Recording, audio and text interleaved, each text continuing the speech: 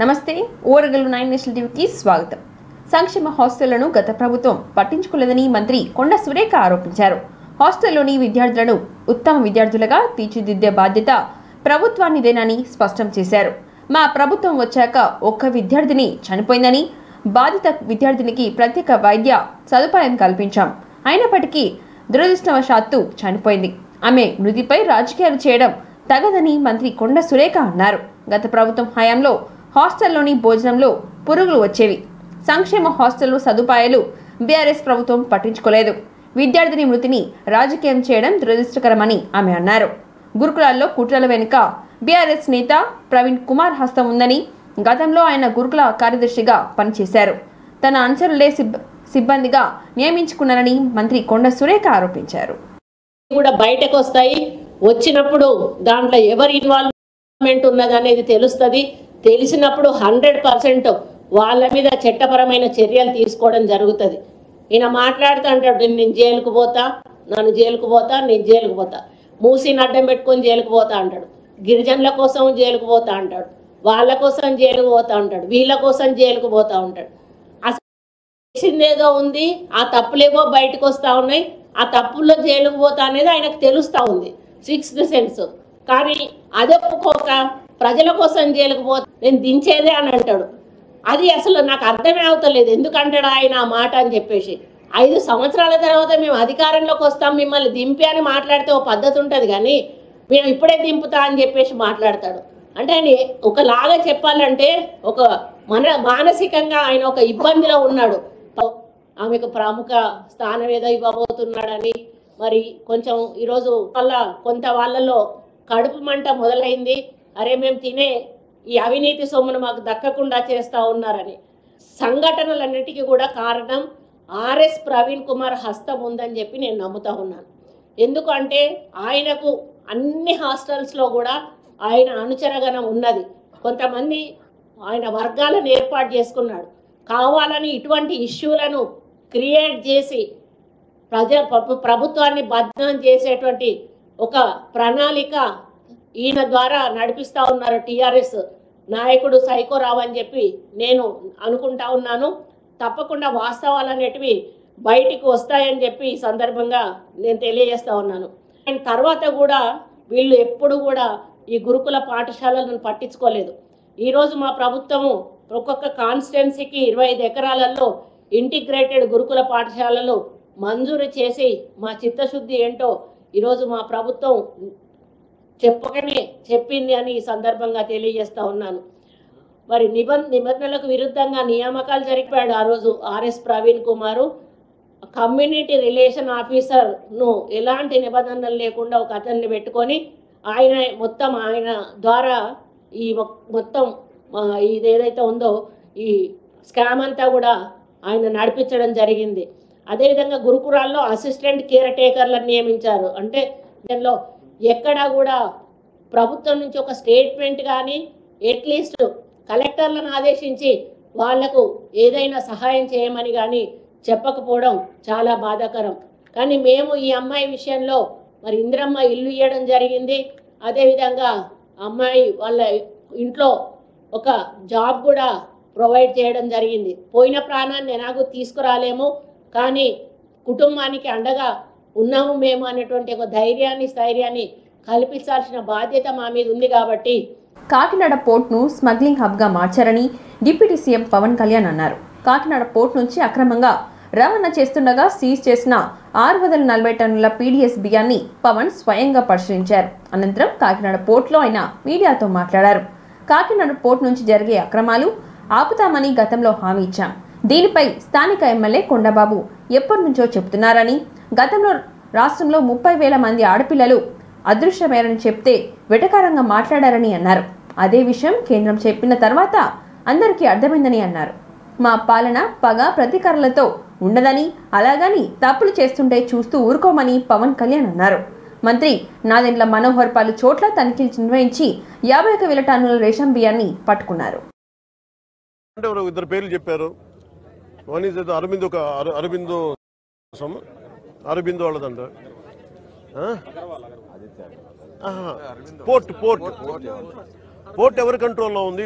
Purely it's not government, it's purely private control port. ఇది state control ఉన్న port. ఇది నాకు అనిపించింది ఇలా చూస్తే, లోపలికి వెళ్ళి చూస్తే, మన హోప్ ఐలాండ్ చూస్తే అసలు ఏ విధంగా కట్టుదిట్టంగా లేదు. 975 కిలోమీటర్ కోస్ట్ లైన్ ఆంధ్రప్రదేశ్కి. India is going to be trillions of dollar, almost Modi గారు చెప్పిన $7 trillion ఎకానమీ ఉంది దీనికి భవిష్యత్తు. ప్రపంచ దేశాలు మనల్ని ఎదగనిస్తాయా లేదా, మన బలహీనతలు ఏంటని చూస్తారు. ఆంధ్రప్రదేశ్ కోస్ట్ లైన్ మనకి ఎంత బలమో అది మనకు అంత బలహీనత కూడా. ఎందుకు చెప్తున్నాను ఈ మాట అంటే, వైజాగ్కి పాకిస్తాన్ నుంచి వచ్చిన ఆ యుద్ధ సమయంలో మీకు గజనీ సబ్మెరీన్ నేను పట్టుకోగలిగారు. మనకి మన సుధీర్ గారు కూడా సివిల్ సప్లైస్ చైర్మన్, ఆయన కూడా మీరు ఎంత పట్టుకున్నారండి నిన్న? ఇప్పుడు ఇది సమస్య ఎక్కడుందంటే, first public distribution system rice నిజంగా బీపీఎల్ బిలో పవర్టీ లైన్లో ఉన్న వాళ్ళకి కనీసం వాళ్ళకి అవసరానికి తిండి కానీ ఇవన్నీ అందించడం. బియ్యం వేల కోట్లు దీని నుంచి వెళ్ళిపోతూ ఉన్నాయి. దారుణంగా ఆఫ్రికా దేశాల్లో దీన్ని 70 రూపాయలకి అమ్ముతారు. ఇందులో ఎవ్వరు చేసింది ఏం లేదు. 70 రూపాయలకి 73 రూపాయలకి అమ్ముతారు కేజీ. నాకు నిజంగా అనిపించింది ఏంటంటే, నిజంగా మనం ఈరోజు ప్రధానమంత్రి గారు చేసే ఈ విదేశాంగ విధానంలో మనం 70 రూపాయలు కానీ ఆఫ్రికా దేశాలకి ఇవన్నీ మనకి ఇట్లాంటి తప్పులు జరగకుండా ఉంటే కనీసం 43 రూపాయలకి ఇస్తే మనం దేశ పరపతి పెరుగుతుంది. మనకి నేషనల్ సెక్యూరిటీకి చాలా ఇబ్బందిగా ఉంది. ఇక్కడ కీ ఇన్స్టాలేషన్స్ ఉన్నాయి. ఇక్కడ ఓఎన్జీసీ గ్యాస్ నిక్షేపాలు చాలా కీ ఇన్స్టాలేషన్స్ ఉన్నాయి తూర్పుగోదావరి జిల్లా అంతా. మాట్లాడుకుంటే it is not about one individual. Smuggling అలవాటు అయిన వాళ్ళు, క్రిమినల్ యాక్టివిటీస్కి అలవాలం అయిపోతే, tomorrow it will be RDX, tomorrow it will be weapons, tomorrow it will pose as a great threat for national security. Applies to repeated offenders ki దీని PD act పెట్టాలని చెప్పి మనోహర్ గారు మా రోజు క్యాబినెట్ మీటింగ్లో పెడితే, ఇప్పుడు అది కూడా జరిగింది. గవర్నర్ గారి దగ్గరికి వెళ్ళాలి ఆ బిల్లు, తర్వాత మన ప్రెసిడెంట్ గారి అంగీకారం తెలియజేయాలి దానికి. There should be a major crack down on this. దీనికి మన భేదం లేదు. దీనికి కొండబాబు గారు కానీ, నాదెండ్ల మనోహర్ గారు కానీ, మనకి జిల్లా వైపు నుంచి కానీ మేము పర్యటనలో మేము పదే చెప్పాం. తూర్పుగోదావరి జిల్లా నాయకులు. పార్లమెంట్ ఉభయ సభలు వాయిదాల పర్వ కొనసాగుతుంది. ప్రతిరోజు సెషన్స్ ప్రారంభం కావడం, అదాని ఇష్యూపై విపక్షాలు ఆందోళనకు దిగడం, సభలను వాయిదా వేయడం జరుగుతుంది. ఇవాళ కూడా ఉభయ సభలు ప్రారంభమైన కాసేపటికే వాయిదా పడ్డాయి. అదాని లంచం ఆరోపణపై చర్చకు జరగాలంటూ విపక్షాలు ఆందోళనకు దిగాయి. అదాని ఇష్యూపై జేపీసీ వేయాలని చర్చకు పట్టుబడ్డాయి. లోక్సభ ప్రారంభమైన కాసేపటికే విపక్షాలు ఆందోళన చేయడంతో స్పీకర్ సభను 12 గంటలకు వాయిదా వేశారు.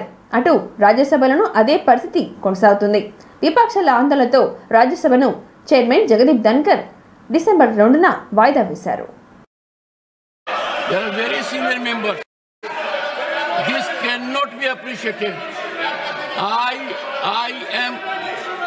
I express my deep anguish. I express nothing going on record. My absolute pain.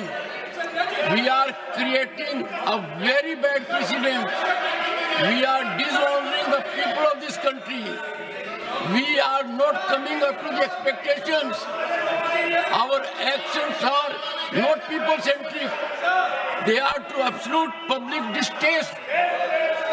We are getting into irrelevance. People are ridiculing us. We have virtually become laughing stock. I appeal to you. Please, the House stands urgent to meet at 11 a.m. on Monday, the 2nd December 2024. Senior members, they are very senior members. This cannot be appreciated. I express my deep anguish. I express nothing going on record. My absolute pain. We are creating a very bad precedent. We are dishonoring the people of this country. We are not coming up to the expectations. Our actions are not people-centric. Bheemadevarapalli మండలం కొత్తకొండలోని వీరభద్రస్వామిని దర్శించుకుని ప్రత్యేక పూజలు చేశారు మంత్రి పొన్నం ప్రభాకర్. అనంతరం temple గుట్ట దగ్గర మెట్ల మార్గం నిర్మాణానికి శంకుస్థాపన చేసిన ఆయన మాట్లాడుతూ బీఆర్ఎస్ ను ఉద్దేశించి ఘాటిన వ్యాఖ్యలు చేశారు. మాస శివరాత్రి సందర్భంగా రాష్ట్ర ప్రజలు బాగుండాలని వీరభద్రునికి ప్రత్యేక పూజలు చేశానని చెప్పారు. ఆనాడు దీక్ష దివాస్లో బీఆర్ఎస్ నిరాహార దీక్ష కాడి దింపితే విద్యార్థులు ఎత్తుకున్నారని అన్నారు. తెలంగాణ ఇవ్వాలని సోనియా గాంధీ దృఢ నిశ్చయంతో లేకపోతే రాష్ట్రం వచ్చేదా అని బీఆర్ఎస్ ఆత్మ విమర్శ చేసుకోవాలని అన్నారు. తెలంగాణ ఇచ్చిన సోనియా గాంధీ పట్ల అన్ని పార్టీలు కృతజ్ఞతతో ఉండాలని తెలిపారు.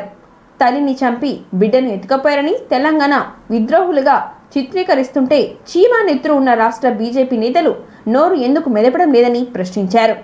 అది తప్ప తెలంగాణ ఆకాంక్షల మేరకి తెలంగాణ ఏర్పాటు చేశారని ఎందుకు చెప్పుకోలేకపోతున్నారని అన్నారు. తెలంగాణ రాష్ట్రానికి కేంద్ర ప్రభుత్వం నిధులు ఇవ్వకపోతే మొన్న పీఎంతో మీటింగ్లో పాల్గొన్న బీజేపీ ఎంపీలు ఎందుకు అడగలేదో చెప్పాలని తెలిపారు. కులగణన సర్వే పూర్తయిన దశలో ఉందని ఇప్పటికే సర్వే చేయించుకొని వారు ఎలిమినేటర్లకు సమాచారం ఇవ్వాలని సూచించారు మంత్రి. ప్రభుత్వం తరఫున అనేక కార్యక్రమాలు తీసుకొని ఈరోజు ముందుకు పోతా ఉన్నాం. 2 లక్షల రూపాయల రుణమాఫీకి సంబంధించి కూడా ఏదైతే ఒక ఫ్యామిలీ గ్రూపింగ్ ఉందో ఆ గ్రూపింగ్ చేసినటువంటి 4 లక్షల మందికి కూడా రేపు 30వ తారీఖు నుంచి 2 లక్షల రూపాయల రుణమాఫీ జరుగుతూ ఉంది. 2 లక్షల పై వాళ్ళకు షెడ్యూల్ ఇచ్చి తొందరలోనే దాన్ని కూడా తీసుకోవడం జరుగుతుంది.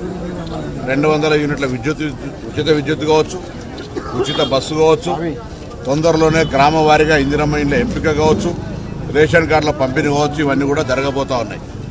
ఈ సందర్భంలో చిన్న చిన్న అంశాలకు సంబంధించి తప్పకుండా వాటి పట్ల కూడా ప్రభుత్వం చాలా అప్రమత్తంగా ఉన్నది. ఏదైనా గురుకుల లేదా రెసిడెన్షియల్ హాస్టల్స్లలో ఫుడ్ పాయిజన్ లాంటి పరిస్థితి ఏర్పడితే ఆ సంబంధిత అధికారులు బాధ్యులవుతారు. ఉన్నాం మెస్ ఛార్జీలు పెంచారు, కాస్మెటిక్ ఛార్జీలు పెంచారు. అక్కడ ఉండబడేటువంటి మౌలిక సదుపాయాలు ఆ స్కూల్ యొక్క పరిసర ప్రాంతాలు సూపర్ క్లాస్ వెల్ఫేర్ మినిస్టర్ వాళ్ళను మన పిల్లల్లాగా చూసుకునే సంతోషం. దీక్షా దివస్ మీకు తెలుసు, దీక్షా దివస్లో నిరాహార దీక్ష వినియోగింపు చేస్తే ఆ గాడిని విద్యార్థులు ఉస్మానియా విద్యార్థులు ఎత్తుకున్నారు. మళ్ళీ నేను ఇలా ఈ దినం రోజు రాజకీయంగా ఎక్కువ విమర్శలు చేయదలుచుకోలేదు, కానీ ఒక్కసారి ఆత్మవిమర్శ చేసుకోండి. మేము తెలంగాణ ఎంపీలుగా తెలంగాణ సాధనలో ఏ పాత్ర పోషించినామో, తెలంగాణ ఇవ్వాలనే దృఢ సంకల్పంతో ఒకవేళ సోనియా గాంధీ గారు లేకుండా ఉంటే తెలంగాణ రాష్ట్రం ఏర్పడేదా ఒకసారి ఆలోచన చేసుకోవాలి. అటువంటి సోనియా గాంధీ గారి పట్ల కృతజ్ఞులుగా కాకుండా కృతజ్ఞతలుగా ఉండేటువంటి ప్రయత్నం చేయండి అన్ని రాజకీయ పార్టీ. తెలంగాణ రాష్ట్రం ఏర్పడేటటువంటిది దీర్ఘకాలిక ప్రజల ఆకాంక్ష. ఈ తెలంగాణ సాధించుకోవాలని అనేక మంది ప్రాణాలు అర్పించినారు. తెలంగాణ సాధన కొరకు ఒక దశాబ్దాల కాలంగా పోరాటం జరిగింది. అటువంటి తెలంగాణ ప్రజాస్వామికంగా సోనియా గాంధీ గారి నిర్ణయం మేరకు ఆనాడు ఉన్నటువంటి అందరూ కూడా పార్టీలు కలిసి పార్లమెంట్లో బిల్ పాస్ చేసుకుంటే తల్లిని చంపి బిడ్డనెత్తుకపోయారని, తెలంగాణ దేశ విద్రోహులుగా వ్యవహరించారని, తలుపుడే తెచ్చుకున్నారని మాట్లాడుతుంటే చీము నెత్తురు తెలంగాణ రక్తమున ఏ బీజేపీ నాయకుడు ఎందుకు మాట్లాడతలేరని అడుగుతా ఉన్నాం. ఇవాళ అది తప్పు. తెలంగాణ ప్రజల ఆకాంక్షను చెప్పలేకపోతున్నారు ఎందుకని అడుగుతా ఉన్నాం. తెలంగాణకు బడ్జెట్ నిధులు ఇవ్వకపోతే కేంద్రం తరఫున ఎందుకు అడగలేకపోతా ఉన్నారు? మన ప్రధానమంత్రితో సమావేశమైన ఎంపీలు మీకు బాధ్యత లేదా అని అడుగుతా ఉన్నాం. తెలంగాణ మొత్తంలో వరదలలో ఇబ్బంది పడి 10,000 కోట్లు 10,000 కోట్ల నష్ట ప్రతిపాదనలు ఇస్తే ముష్టి 400 కోట్లు ఇస్తే మీకు కనీసం బుద్ధి జ్ఞానం కలుగుతలేదా అని అడుగుతా ఉన్నాం. ఇటువంటి పరిస్థితులలో తెలంగాణ ప్రయోజనాల కొరకు, తెలంగాణ ప్రజాస్వామిక పరిపాలన కొరకు 1 సంవత్సరం పూర్తి చేసుకున్న సందర్భంలో అనేక రకాల ఉత్సవాలు జరుగుతూ ఉన్నాయి. తప్పకుండా మిగతా అన్ని కార్యక్రమాలు కూడా చేస్తామనే విశ్వాసాన్ని ఇస్తాను. ఆర్థికపరమైన పరిస్థితి మీకు తెలిసి రాష్ట్రంలో 7.5 లక్షల కోట్ల అప్పు చేసినటువంటి పరిస్థితుల్లో కూడా ఎటువంటి ఏ ఇబ్బంది లేకుండా 1వ తారీఖు జీతాలు ఇచ్చే కార్యక్రమం పెట్టుకోను. అన్ని రకాల కార్యక్రమాలను ఎక్కడ ఇబ్బందులు కూడా కొనసాగిస్తాను. తప్పకుండా భవిష్యత్తులో ఇంకా మరింతగా ప్రజలకు అన్ని రకాలుగా సేవలు అందించే విధంగా, అందుబాటులో ఉండే విధంగా ఈ ప్రజాపాలన ప్రభుత్వం కొనసాగుతుంది. రైతులంటే అందరికీ దానం చేసే జాతి అని, వాతావరణానికి అనుగుణంగా అన్నదాతలు పంటలు పండించాలని రాష్ట్ర వ్యవసాయ శాఖ మంత్రి తుమ్మల నాగేశ్వరరావు అన్నారు. మహబూబ్ నగర్ జిల్లా అమిస్తాపూర్లో జరిగిన రైతు పండుగ సభలో మంత్రి తుమ్మల నాగేశ్వరరావు మాట్లాడుతూ పాలమూరు రంగారెడ్డి ప్రాజెక్టులు మహబూబ్ నగర్కు జీవనాడి అని తెలిపారు. పాలమూరుకు వలసల జిల్లా అనే పేరు ఉంది. ఇకపై పాలమూరుకు వేరే ప్రాంతాల నుంచి వలసలు రావాలని, ఇక్కడి నుంచే వెళ్ళకూడదని రైతులకు ఎన్ని బాధలు ఉన్నాయో ప్రభుత్వానికి అన్ని సమస్యలు ఉన్నాయని చెప్పారు. వచ్చే 4 ఏళ్లలో మహబూబ్ నగర్లోని ప్రాజెక్టులన్నీ పూర్తి చేస్తామని మంత్రి తెలిపారు. ఇరిగేషన్ ప్రణాళిక రూపొందించవలసి ఉందని, రాష్ట్రానికి పెట్టుబడి పెట్టే జిల్లా మహబూబ్ నగర్ కావాలని తెలిపారు. బోనస్ తీసుకున్న రైతులు ఆనందంగా ఉన్నారని, బోనస్ వల్ల రైతులకు 12,000 నుంచి 15,000 వస్తున్నాయని, బోనస్ వల్ల కష్టపడి రైతులకు ఫలితం దక్కుతుందని తెలిపారు. రైతు బంధు కంటే బోనస్ ఇవ్వాలని రైతులు అంటున్నారని తెలిపారు. రైతుల అనుభవాల ప్రకారం నిర్ణయాలు తీసుకుంటామని, రైతులకు మేలు చేసే నిర్ణయాలు తీసుకుంటామని మంత్రి తెలిపారు. న్యాయంగా, ధర్మంగా ప్రభుత్వం చేయవలసిందంతా చేస్తామని మంత్రి తెలిపారు.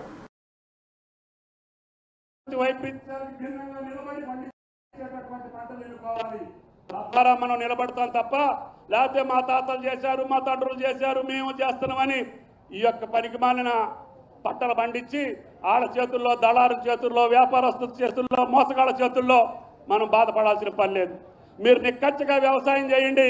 రైతు బంధు అడిగే రైతు ఉండటానికి వీల్లేదు, రుణమాఫీ అడిగే రైతు ఉండటానికి వీల్లేదు. ఈరోజు నా జిల్లాకి రాండి, పామాయిల్ వేసే రైతు అప్పు అడిగినా, లేకపోతే బోనస్ అడిగినా, లేకపోతే ఇంకొకటి అడుగుతాడేమో అడగండి. అడిగి ట్రక్ తీసుకెళ్తే 2 లక్షలు వస్తాయి. మనం ఇట్లా చేసి అడుక్కునేటటువంటి జాతి కాదు ఈ రైతు జాతి, అందరికీ దానం చేసేటటువంటి జాతి.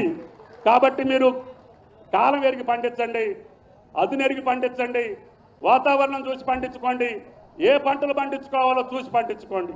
అయితే మంత్రి గారు కూడా ఇక్కడ ఉన్నారు, ఆయన గారికి కూడా నేను బయట కూడా చెప్పొచ్చు, కానీ మీ ముందు చెప్తే మంచిది. ఈ జిల్లా నీటిపారుదల ప్రాజెక్టులో 40 సంవత్సరాలుగా నా భాగస్వామ్యం ఉంది. జోరాల ప్రాజెక్టు నిర్మాణం దగ్గర నుంచి కోయిల సాగర్ కానీ, నెట్టంపాడు కానీ, కలవకుర్తి కానీ, భీమా కానీ అన్నిట్లో నా చేయి కొద్దిగా పడింది. తర్వాత రాజశేఖర్ రెడ్డి గారు వచ్చి అట్టి ఉధృతంగా ముందుకు తీసుకెళ్లారు. మళ్ళీ అవన్నీ ఇంకా పూర్తి చేసుకోవాలి. అన్నిటికంటే ముఖ్యంగా పాలమూరు రంగారెడ్డి ఈ జిల్లా యొక్క జీవనాడి అని చెప్పి కూడా మీకు ఈ సందర్భంగా మనం చేస్తున్నాం. కాబట్టి దయచేసి మంత్రి గారు, రాష్ట్రం మొత్తం నల్గొండ, ఖమ్మం, మిగతా జిల్లాలు ఎట్లున్నా మీరు కూడా చేసుకోండి కొద్దిగా. కానీ ఈ జిల్లాలో పాలమూరు రంగారెడ్డికి అత్యధిక ప్రాధాన్యత ఇవ్వాల్సినటువంటి అవసరం ఉంది. ఇది వలసల జిల్లా అని పేరు పెట్టారు. నేను చెప్తున్నా, వచ్చే సంవత్సరం నుంచి ఇంకొక జిల్లా వచ్చి మహబూబ్ నగర్లో పనిచేయాలి తప్ప మనం ఎవడు బయటకు వెళ్ళడానికి వీల్లేని పరిస్థితుల్ని క్రియేట్ చేయాలి.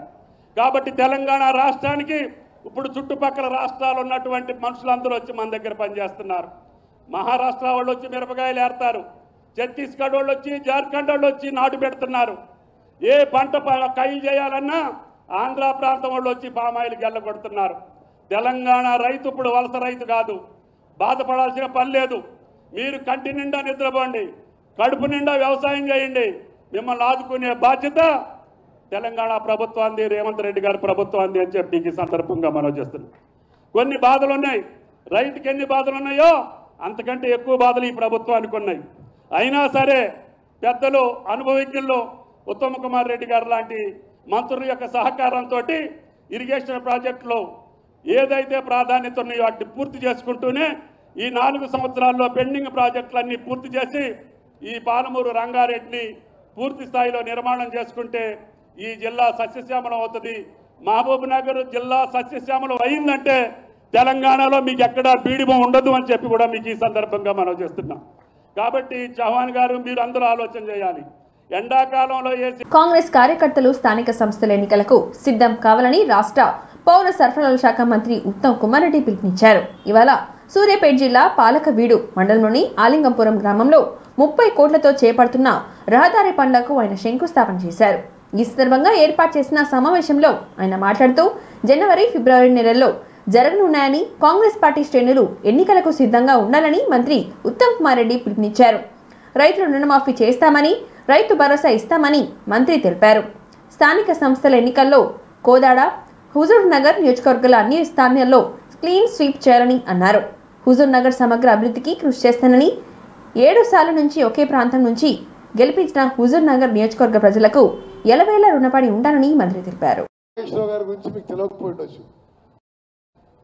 నేను మొదటిసారి 6 సార్లు ఎమ్మెల్యే, ఎంపీ గెలిచిన. నేను మొదటిసారి ఎమ్మెల్యే కాకముందే ఆయన మంత్రి.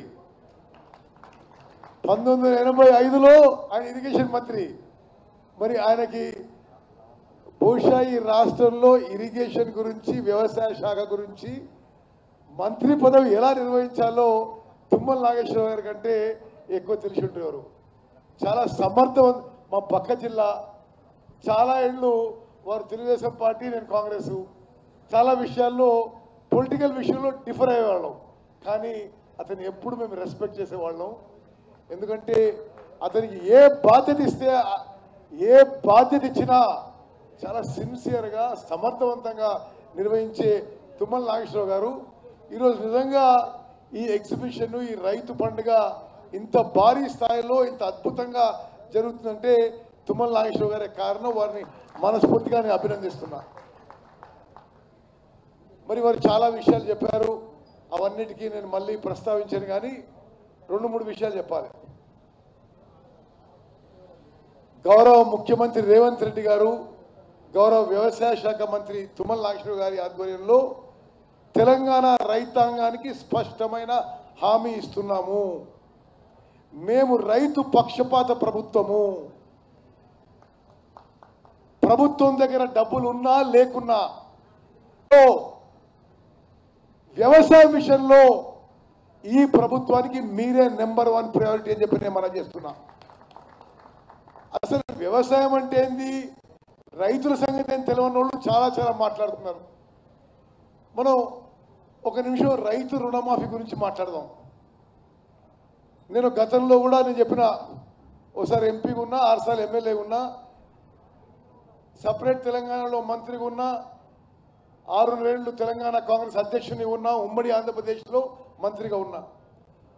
10 ఏళ్ల పాటు వాళ్ళు రుణమాఫీ విషయంలో తెలంగాణ రైతాంగాన్ని మోసం చేసి మొదటి 5 ఏళ్లలో కేవలం మిత్తి వరకే ఇచ్చిండ్రు. 2 5 ఏళ్లలో అరాకొర ఇచ్చి చివరి సంవత్సరంలో ఎన్నికలకు పోతున్నామని కొంత అమౌంట్ ఇచ్చిండ్రు. దీక్ష దివాస్ స్ఫూర్తితో మరోసారి పోరుబాట పట్టవలసిన అవసరం ఉందని బీఆర్ఎస్ వర్కింగ్ ప్రెసిడెంట్ కేటీఆర్ అన్నారు. అల్గనూర్ చౌరస్తాలో నిర్వహించిన దీక్ష దివాస్ సభలో ఆయన పాల్గొన్నారు. ఈ సందర్భంగా కేటీఆర్ మాట్లాడుతూ బీఆర్ఎస్కు జన్మనిచ్చింది కరీంనగర్ గడ్డ అని తెలిపారు. 1971లో 11 ఎంపీ సీట్లను ఇచ్చిన తెలంగాణ ప్రజలు తమ ఆకాంక్షను తెలియబరిచిన స్వరాష్ట్రం రాలేదని అన్నారు. 2006లో 2 లక్షల ఓట్లతో గెలిపించి పునర్జన్మను ఇచ్చిందని చెప్పారు. నా శివయాత్రనో తెలంగాణ జయయాత్రనో అని కేసీఆర్ బయలుదేరితే అండగా నిలిచింది కరీంనగర్ అని తెలిపారు. మనం ఎట్లున్నామో తెలుసుకోవాలంటే ఎక్కడ మొదలయ్యామో తెలుసుకోవాలని కేటీఆర్ అన్నారు. ఆనాడు తెలంగాణ కళ సాకారం కావడానికి అండగా నిలిచింది కరీంనగర్ గడ్డపై నుంచి అని చెప్తున్నానని, మళ్ళొకసారి పోరుబాట పలకవలసిన అవసరం ఉందని, ఆసన్నమైందని కేటీఆర్ అన్నారు. కాంగ్రెస్ ప్రభుత్వంపై కొట్లాడదామని 420 హామీలతో మోసం చేసిందని విమర్శించారు కేటీఆర్. కరీంనగర్, మానకొండూర్, సొప్పదండి నుండి విచ్చేసిన మా అన్నదమ్ములకు ఇదే కరీంనగర్ తిరిగి అయిపోయింది. 2009లో ఎన్నికల్లో ఓటమితో చెల్లా చెదురు అయిపోయింది టీఆర్ఎస్. ఇక తెలంగాణ వాదం ఉండది, తెలంగాణ రాష్ట్రం ఇక మర్చిపోవాలి అనే సందర్భంలో మళ్ళీ ఇదే కరీంనగర్లో ఆనాడు కేసీఆర్ గారు రణనినాదం చేసి నిరాహార దీక్షకు బయలుదేరితే, నా శవయాత్రనో లేదా తెలంగాణ జైత్ర యాత్రనో అని బయలుదేరితే ఇదే అల్గనూరులో మళ్ళొక్కసారి ఆనాడు బ్రహ్మాండంగా ఉద్యమానికి ఊపిరిపోసిన కరీంనగర్ గడ్డకు వందనం, కరీంనగర్ బిడ్డకు వందనం. మీ అందరికీ పేరు పేరున శిరస్సు వంచి నమస్కారం. ఇవాళ కరీంనగరే లేకపోతే, కరీంనగర్ పోరాట స్ఫూర్తే లేకపోతే ఇవాళ వాస్తవానికి తెలంగాణ రాష్ట్రం సిద్ధించునో లేదో నాకైతే అనుమానమే. అట్లాంటి ఈ కరీంనగర్లో ఈరోజు నవంబర్ 29 నాడు 15 సంవత్సరాలు కేసీఆర్ గారి ఆమరణ దీక్షకు నిండుతున్న సందర్భంగా నన్ను ఆహ్వానించిన పెద్దలు గౌరవనీయులు గంగుల కమలాకర్ గారికి, రసమయ్య బాలకృష్ణ గారికి, జిల్లా అధ్యక్షులు జీవి రామకృష్ణారావు గారికి హృదయపూర్వకంగా నా ధన్యవాదాలు. మిత్రులందరికీ నాదొకటే విజ్ఞప్తి, ఒకటే ప్రార్థన. మనం ఎటు పోతున్నామో తెలుసుకోవాలంటే ఎక్కడ ప్రారంభమైనమో కూడా యాద్ చేసుకోవాల్సిన బాధ్యత మనందరి మీద ఉన్నది. పెద్దలు కేసీఆర్ గారు ఒకసారి కాదు వందల సార్లు చెప్తా ఉంటారు. తాను స్వయంగా పాటలు కూడా రాసింది. ఎందుకంటే 1948 నుంచి 56 వరకు 8 ఏళ్ళు ఒక ప్రత్యేక రాష్ట్రంగా ఉన్న తెలంగాణ, ఆనాడు పేరు వేరు కావచ్చు, హైదరాబాద్ రాష్ట్రం పేరిట 8 ఏళ్ళు ప్రత్యేక రాష్ట్రంగా ఉన్న తెలంగాణ ఆనాడు ఇష్టం లేని బలవంతపు పెళ్లిలో భాగమై ఒక అమాయకపు పిల్ల పెళ్లి ఒక అతి హుషారైన పిల్లగాంతో జరుగుతుంది అని స్వయంగా ఆనాటి అప్పటి ప్రధానమంత్రి జవహర్లాల్ నెహ్రూ గారు వరకు 3 సంవత్సరాల పాటు అద్భుతంగా సాగింది. ఇష్టం లేని పెళ్లి చేసిన తిరిగి మలి దశ ఉద్యమానికి ఒక రాజకీయ రూపాన్ని కల్పించి గులాబీ జెండా ఎగిరేసి తెలంగాణ వచ్చుడో కేసీఆర్ సచ్చుడో, మీరు అవసరమైతే నేను కనుక ఉద్యమం నుంచి తప్పుకుంటే రాళ్లతోని కొట్టి చంపే అధికారం మీకు నేను ఇస్తున్నా అని ఆనాడు సింహగర్జనలోనే కరీంనగర్ వేదికగా ప్రకటించిన నాయకుడు కేసీఆర్ గారు. పదవీ త్యాగంతో పార్టీని ప్రారంభించి ప్రాణ త్యాగానికి సిద్ధపడి రాష్ట్రాన్ని సాధించిన మహానాయకుడు తెలంగాణలో కేసీఆర్ గారు మాత్రమే అనే మాట ఒకసారి నేను మీకు గుర్తు చేస్తా ఉన్నా. ఇంతటితో ఈ వార్తలు సమాప్తం. మరిన్ని వార్తలతో మళ్ళీ కలుద్దాం. చూస్తూనే ఉండండి ఓరుగల్లు 9 నేషనల్ టీవీ.